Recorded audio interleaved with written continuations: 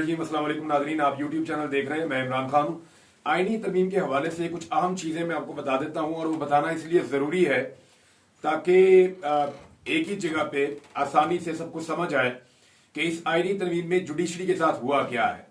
ये चंद नुकात international media पे भी आए हैं, और जब मैंने देखा तो आज बेशुमार आलमी सतह पे जो मीडिया है उन्होंने इसको छापा हुआ है। दर्जनों आलमी अखबार, जरीदे, और सारे इसको नेगेटिव रिपोर्टिंग कर रहे हैं। यानी सबका ये कहना है कि ये काम पाकिस्तान में ठीक नहीं हुआ। इसको अदलिया पे एक तरह के हमले के तौर पे लिया जा रहा है कि अदलिया पे हमला हुआ है।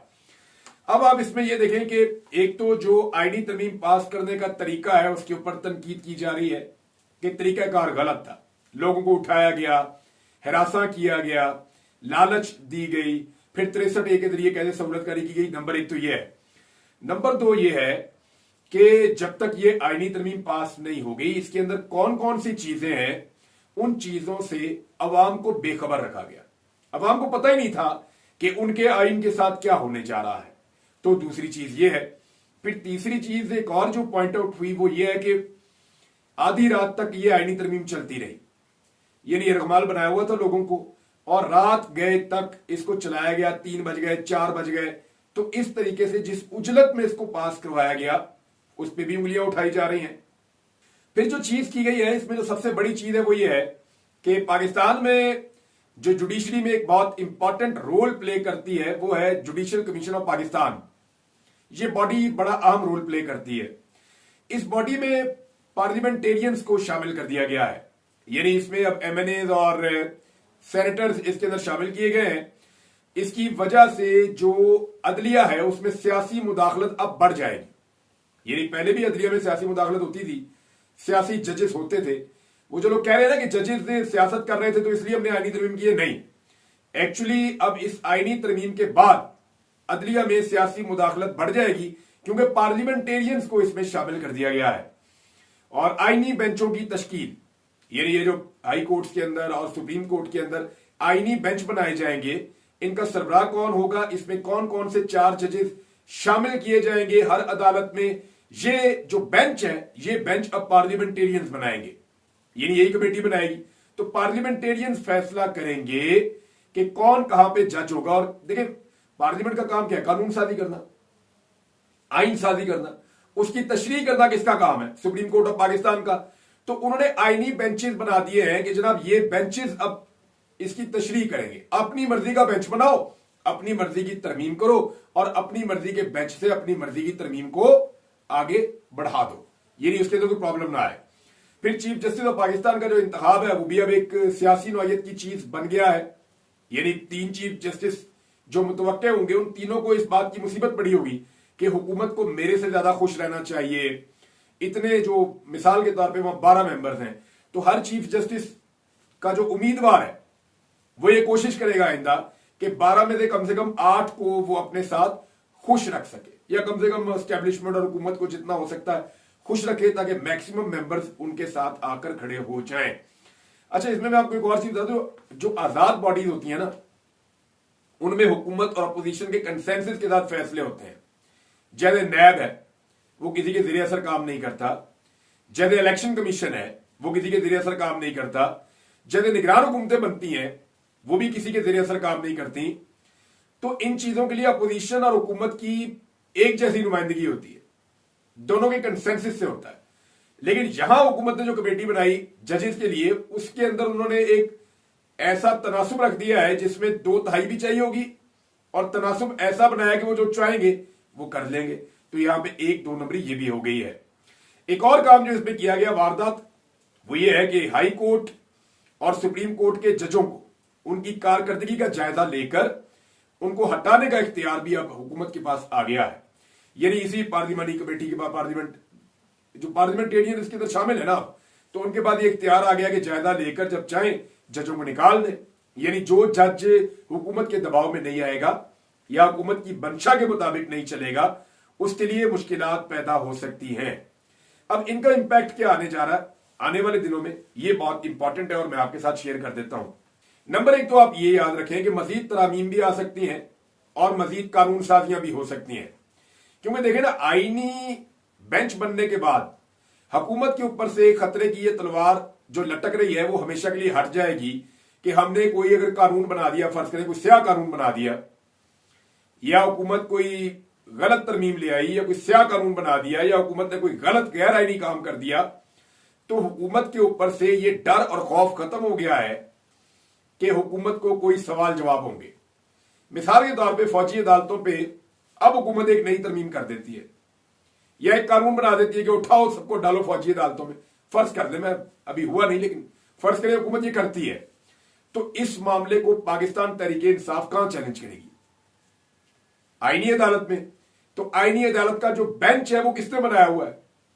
तो जो आईनी बेंच है वो तो हुकूमत ने बनाया हुआ है। तो हुकूमत ने अपनी मर्जी से वहां पे जजेस रखे हुए हैं, लिहाजा हुकूमत जो मर्जी कानून पास करे, जो मर्जी ऑर्डिनेंस पास करे, हुकूमत जो मर्जी आईनी तरमीम करे, अब पाकिस्तान तहरीक इंसाफ या कोई भी अपोजिशन होगी वो उसको इसलिए चैलेंज नहीं कर पाएगी क्योंकि हुकूमत की मर्जी के बेंच में ही उसने चैलेंज होना है। तो जब मर्जी का बेंच है तो फिर मर्जी का फैसला भी है। तो ये बात आप ध्यान में रखें। एक और चीज होने जा रही है, पाकिस्तान में आजादी इजहार राय पर अब तकरीबन पाबंदी लग जाएगी। एक तरह से पहले ही पाबंदी है लेकिन मजीद लग जाएगी। हुकूमत ऐसे कानून पास करेगी जिनके बाद कोई बोल नहीं सकेगा, और जो बोलना चाहेगा उसके कॉन्सिक्वेंसेस होंगे, नतायज होंगे। मिसाल के तौर पे इस वक्त सबसे ज्यादा जो झूठ ट्वीट किया गया या झूठा प्रोपेगेंडा किया गया वो एक सूबाई वजीर है पंजाब की, उन्होंने किया है। अब उनके प्रोपेगेंडा के ऊपर क्या कोई शख्स अदालत में जा सकता है? अदालत से जाकर इंसाफ मांग सकता है, FIA में जा सकता है, किसी जगह पे वो इंसाफ की फराहमी के लिए दरवाजा खटखटा सकता है? तो नहीं कर सकता। लेकिन वो जो वजीर है उसके झूठे प्रोपेगेंडा के ऊपर बाकी लोगों पे फौरी तौर पे मुकदमा दर्ज हो जाते हैं, उनके खिलाफ कार्रवाई हो जाती है। तो देखिए, पिक एंड चूज का इख्तियार हमेशा हुकूमत के पास रहता है। हुकूमत जब कवानीन बनाएगी आवाजों को घोंटने के लिए, लोगों के गले दबाने के लिए, आजादी धारे राय को दबाने के लिए, तो उस पर अमल दरामद के लिए वो सिर्फ उन लोगों को टारगेट करेगी जो हुकूमत पे तनकीद करते हैं, और जो लोग हुकूमत पे तनकीद नहीं करते वो जितनी मर्जी खिलाफ वर्जी करें उनके खिलाफ कोई कार्रवाई भी नहीं होगी, क्योंकि पाकिस्तान में रूल ऑफ लॉ नहीं है, यहां पे पिक एंड चूज होता है। तो आजादी इजहार राय को और जमहूरी हक जो लोगों के हैं उनको दबाने की मुकम्मल तैयारी की है। फर्ज करें कि पंजाब हुकूमत एक लॉ पास कर देती है, और पंजाब हुकूमत का लॉ ये होता है कि जी अब पंजाब में कोई भी एहतजाज कर ही नहीं सकेगा जब तक ये इलेक्शन से 2 महीने पहले तक का टाइम नहीं आ जाता। यानी जब इलेक्शन आएगा तब आप एहतजाज करेंगे, उससे पहले आप एहतजाज कर ही नहीं सकते। पंजाब हुकूमत ने एक लॉ पास कर दिया, तो ये मामला जाएगा कहां पे? सूबाई आईनी बेंच के सामने। सूबाई आईनी बेंच बनाया किसने? हुकूमत ने बनाया है, तो फैसला किसके हक में आएगा? ये मामला तो आपको कह रहा हूं कि ये इस तरह नहीं होंगे, लेकिन समझाने के लिए मैं आपको बताया कि बड़ा क्रिटिकल है ये मामला। आगे ऐसे बढ़ेंगे। अब 3 जजेस हैं जी, जिनमें से एक को चीफ जस्टिस ऑफ पाकिस्तान बनना है। नंबर 1 जो है वो जस्टिस मंसूर अली शाह साहब है, नंबर 2 जो है वो जस्टिस मुनीब अख्तर साहब है, और नंबर 3 जो है वो जस्टिस याया अफरीदी साहब है। जस्टिस याया अफरीदी साहब के बारे में सारे ये कह रहे हैं कि उनको चीफ जस्टिस ऑफ पाकिस्तान बनाया जाएगा और वही चीफ जस्टिस ऑफ पाकिस्तान आने वाले हैं, ये कहा जा रहा है उनके बारे में। बहुत सारे लोग ये दावा कर रहे हैं जो एस्टेब्लिशमेंट की तरफ से खबरें देते हैं। लेकिन सवाल ये है कि क्या जस्टिस याया अफरीदी साहब अपनी 8 साल की सर्विस को 3 साल में कन्वर्ट करेंगे? एक सवाल ये है।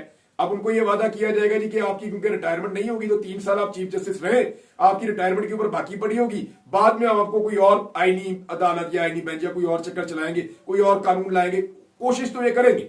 लेकिन देखिए, ये सारी चीजों ने एक बड़ा अजीबोगरीब सिचुएशन क्रिएट कर दिया इस मुल्क में।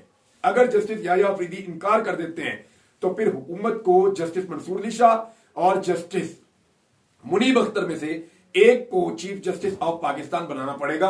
हुकूमत के पास उसके अलावा कोई और चांस नहीं होगा।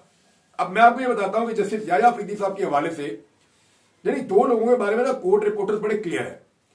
मैं जब उनसे बात करता हूं तो वो ऐसी बात करते हैं जैसे यानी मुझे उसके अंदर इतना नॉलेज नहीं है। अब मुझे ये कहने दीजिए आप कि मैं अदालत में और अदालत में जजेस के रवैये और जजेस के जो उनके कैरेक्टर है उनके बारे में ज्यादा नहीं जानता, लेकिन जो लोग जानते हैं वो चंद बातें बता रहे हैं और वो मैं आपके सामने रख देता हूं। नंबर 1 वो ये कह रहे हैं कि जस्टिस याया अफरीदी साहब से बिल्कुल आप ये उम्मीद कर सकते हैं कि वो ये कह दें कि जनाब मैं चीफ जस्टिस ऑफ पाकिस्तान नहीं बन रहा, मैं माजरत चाहता हूं, मैं जब मेरी बारी आएगी मैं बाद में बन जाऊंगा। मुमकिन है वो ये कर दें, नंबर 2, वो ये कह रहे हैं कि जस्टिस मंसूर अली शाह साहब इतनी बड़ी चट्टान है हुकूमत के सामने खड़ी हुई, उसको हटाना आसान नहीं है। उसके बारे में मैंने उन्हें कहा जी अब तक किया क्या जस्टिस मंसूर अली शाह साहब ने? अब तक इतनी सारी चीजें हो गई हैं, इतनी गैर आईनी चीजें हो रही हैं, इतनी जुल्म और ज्यादती खुल के हो रही है, तो मंसूर अली शाह साहब ने या बाकी जजेस ने क्या किया? तो उन्होंने कहा जी आप अभी जानते नहीं हैं, जस्टिस मंसूर अली शाह साहब बहुत मजबूत हैं और पूरी जुडिशरी उनके पीछे खड़ी हुई है। ये क्लेम कर रहे हैं बहुत सारे जर्नलिस्ट, बहुत सारे वकील, और वो ये कहते हैं कि जस्टिस मंसूर अली शाह ही चीफ जस्टिस बनेंगे। और जिन लोगों का ये दावा है या जिन लोगों की ये ख्वाहिश थी कि इस तरमीम के जरिए से अदलिया को कमजोर करें, तो वो इसमें कामयाब नहीं होंगे। ना सिर्फ justice Mansoor Ali Shah chief justice बनेंगे, बल्कि वो एक मजबूत चीफ जस्टिस भी होंगे। ये दावे फौज चौधरी साहब ने भी कहा अभी, और जर्नलिस्ट है वो भी ये कह रहे हैं, जो कोर्ट रिपोर्टिंग कर रहे हैं वो भी ये कह रहे हैं, और बार बार ये बात सामने आ रही है।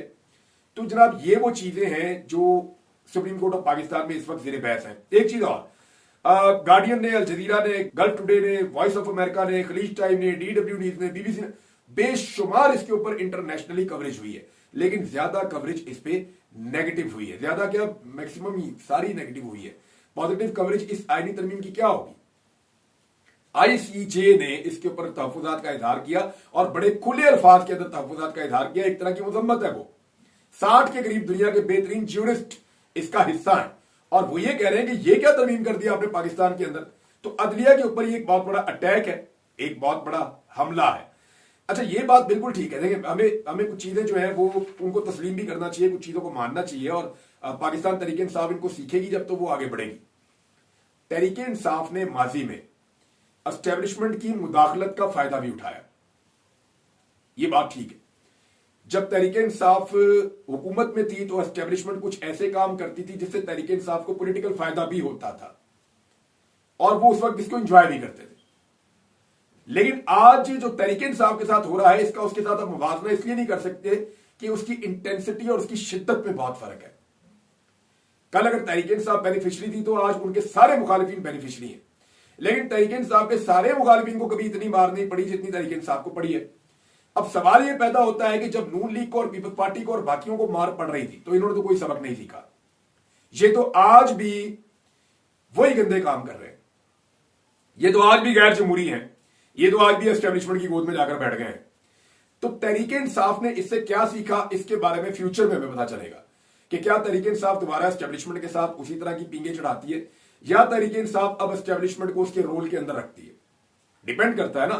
तो तहरीक इंसाफ ने, इन्होंने तो कुछ नहीं सीखा, ना नून लीग ने सीखा, ना पीपल्स पार्टी ने सीखा, ना फजलुर रहमान साहब, बाकी जमातों ने, उन्होंने कुछ नहीं सीखा।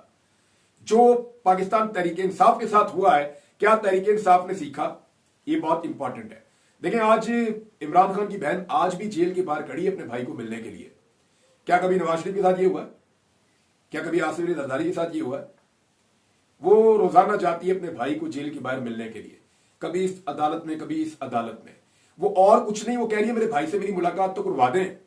तो इमरान खान साहब की मुलाकातें दोबारा मुलतवी कर दी गई हैं लंबे अरसे तक के लिए।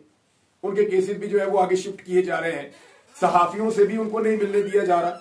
इन सारी चीजों को जब आप इकट्ठा करके देखते हैं तो आपको आइडिया हो जाता है कि एक्चुअली इमरान खान को पार्टी से अलग थलग किया हुआ है। अब तहरीक इंसाफ को करना क्या है, दो चार चीजें आप अपने ध्यान में रखें। मेरे ख्याल में वे फॉरवर्ड उनके पास क्या है, पार्टी में इनकी डिस्कशन हो रही है।